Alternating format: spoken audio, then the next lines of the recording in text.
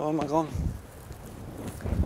5 hectares à brouter, autant de surfaces entretenues de façon naturelle. Depuis 3 ans, les brebis de Julien Ledem passent l'automne à Pleumeur-Bodou, en bord de mer dans les dunes de l'Île Grande, puis dans les bois de la Narvarème.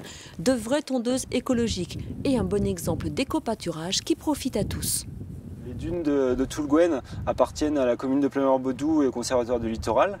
Et ils étaient gérés mécaniquement, notamment avec la problématique du prunelier qui était très envahissant. Et ils m'ont proposé de valoriser cet espace semi-naturel avec le pâturage de mes brebis. Je suis en système plein air intégral. Mes brebis ne font que pâturer et font leur petit l'hiver sur mon siège d'exploitation qui est basé à Ploubert. Elles restent dans leur parc 4 à 5 jours, pas plus, et tous les 4 à 5 jours, je les déplace d'un demi-hectare par demi-hectare pour 70 brebis.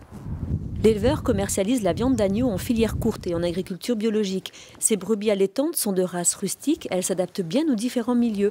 C'est pour cela qu'il les a choisies, ces landes de Bretagne qui sont de véritables rescapés de l'espèce. Ces animaux, c'est un troupeau bigarré avec plein de couleurs, mais c'est toute la même race, le Land de Bretagne. C'est la race qui est ancêtre du Ouessant. Et c'est une race qui était en voie d'extinction. Dans les fins des années 90, il ne restait que quelques centaines d'individus du côté de Guérande. Et l'école vétérinaire de Nantes a sauvé les derniers individus.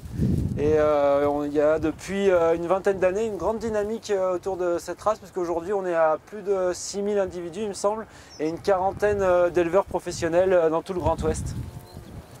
Dans quelques jours, direction Ploubert pour rejoindre le siège d'exploitation. Pour les brebis, c'est l'époque de l'agnelage.